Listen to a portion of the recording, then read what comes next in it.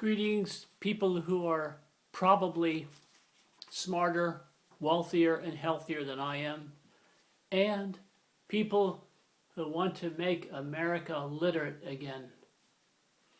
I say that because I will be voting for a man who makes complete sentences and speaks coherently.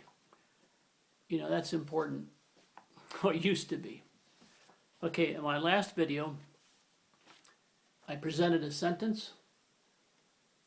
The proposition that he was advancing was preposterous. And in that sentence, we featured this, that he was advancing. That he was advancing, okay? I featured that noun clause with the word that in front of it, right? And I showed how that structure could be used as a distinction clause, a noun complement, or an appositive. I showed that, and I tried to explain it. In other words, the distinction clause is my own term. I invented it, but you would call it relative clause. That's the old traditional phrase, relative clause, all right? So I don't know if I spoke well. I don't know if anybody understood it. I don't know if anybody even really cares. But the point is, I want to review it quickly because it's very important. Many people get confused about clauses and complements, and it confused me for a long time, so I studied it. So you have your distinction clause, all right, noun complement, and appositive. They're three different things. Now, a lot of people, even today, don't even believe in a noun complement. They say, oh, that's the same as the appositive, or vice versa. They say that. And there's a debate on the internet. It goes on and on. Right? So we have that same sentence. The proposition that he was advancing was preposterous. So you see here with the distinction clause, the proposition, the word, the subject of the sentence is emphasized. In the noun complement, you see that the clause, the little mini clause, okay, the embedded clause, he was advancing, is the featured part of the sentence. And for the appositive, you see that the word preposterous, all right, that's the, you would call it a subject, complement, or a predicate adjective because it's an adjective in the predicate part of the sentence, all right? So you see that in the appositive, the word preposterous is kind of emphasized. I talked about that, but I don't know if I made it clear. But to me, it's kind of important because this is the hardest part of this study that went on for many decades. Now here's our sentence again. The proposition that he was advancing was preposterous, okay? Now you have a structure here, an embedded structure, because you can take it out and you have a genuine clause. You have the proposition was preposterous. It doesn't tell you much, but it's complete in itself. So we're looking at this structure here. Now, as a distinction clause, or what you used to call relative clause, all right? The point is he was offering or suggesting or putting forth a proposition. That's the crux of the sentence.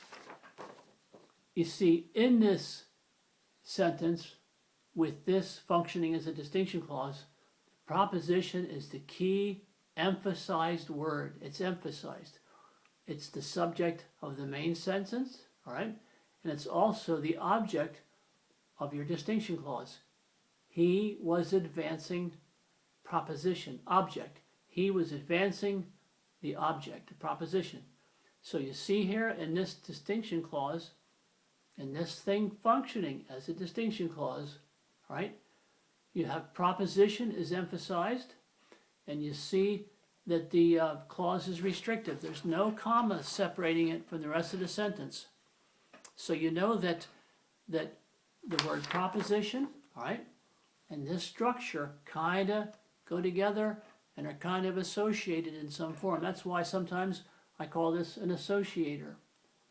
Or in this case, we could call it a distinction indicator, all right? Now that's the distinction clause part. Now, if we look at the sentence and we consider this structure a noun complement, the controversial noun complement, all right, then we notice something. the key point, the emphasis is on the fact that he was being promoted. He was being raised in status. He was being elevated, okay? See, the sentence is different now. The proposition that he was advancing, see, this is different than the first one. The distinction clause, it's different. The proposition that he was advancing, that he was being promoted, okay, was preposterous. Some people said, well, that idea, just the thought of giving this guy a promotion is horrible. We don't want that to happen, right? Now, you see also in this application that it's also restrictive. There's no comma here to set this aside, set it apart. There's no comma. So what happens is the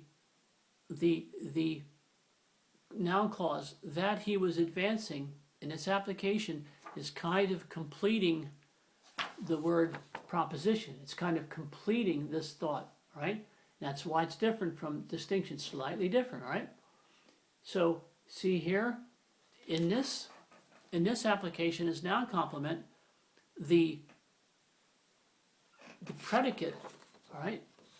The predicate was advancing. In other words, was being promoted, was being elevated in status, was the key part of the sentence.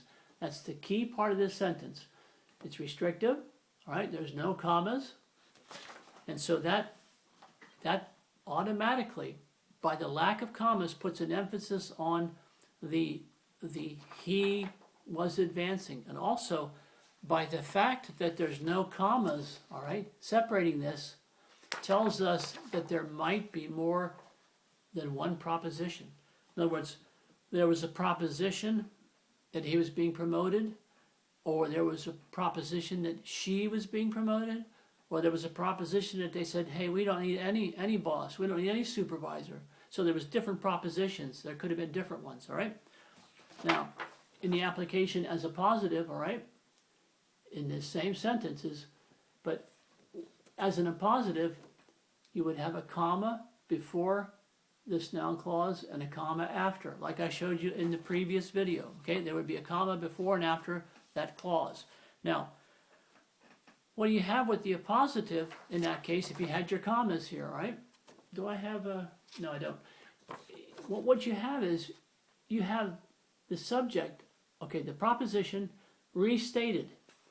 See, when you have those commas in there, you're saying the proposition, or you're saying the fact, or the action, or the happening, all right, that he was advancing. In other words, the promotion itself. You're restating the subject here. You're stating it kind of twice. And so, by stating it twice, you're not actually emphasizing the subject, you're emphasizing the quality of the subject. It's preposterous. They make it perfectly clear what subject they're talking about. And they might even assume that you're already familiar with the proposition. They might assume you're already familiar with the subject, okay? So what happens is, what's emphasized in this use is the subject. It's emphasized that the subject itself was preposterous. And you see preposterous here would be called a subject complement, or in the old days they would call it a predicate adjective, because the adjective, right, is in the predicate side of the sentence, right? Now, if you took out the word proposition, if you just took the word proposition took it out, all right? That he was advancing, noun clause, that he was advancing was preposterous. Or you would say the fact or the idea that he was advancing was preposterous. Well, if you did that, if you took out the proposition, you'd have that he was advancing, right? That noun clause would be your subject, your verb, then you have your subject complement. Well, there's a problem, and this is a good test. If you took out the words the proposition, when you're using a distinction clause or trying to, it won't work. Because as a distinction clause, you can't say that he was advancing was preposterous. And because you ask in your mind, that he was advancing what? All right? So you could take the word out in the noun complement application and you could take it out in the appositive application, but you can't take it out for your distinction clause. Now, in your mind, you're going to be working out all these things in your mind, and sometimes intuition will give you the answer, or sometimes you'll have to actually refer to your teacher or grammar books to figure that out, what I just said. Now, if you say, okay, well, I'm not quite sure about that last video, and I'm not quite sure about what you just said, let's look at another sentence. And we're trying to make the point that the emphasis here to figuring out the thought that the writer or speaker is trying to give you, the emphasis is on context, on basically the whole of what he's saying. The statement, the sentences have to be taken in context. Now here's a really good example. Watch this. Okay, the report that he stole was given to the police. The report that he stole was given to the police. Okay, now let's say we have an object, a report. Let's say we have a pamphlet or a file, okay, a report, right? The report that he stole, it's a physical thing, was given to the police. So now we have a distinction clause here. We have that he stole, all right? That he stole is a distinction clause, and it's basically featuring, emphasizing the subject, the word report. Okay? In other words, he stole, all right? That little tiny little clause, embedded clause, makes a distinction about the word report. It makes a distinction about the word report.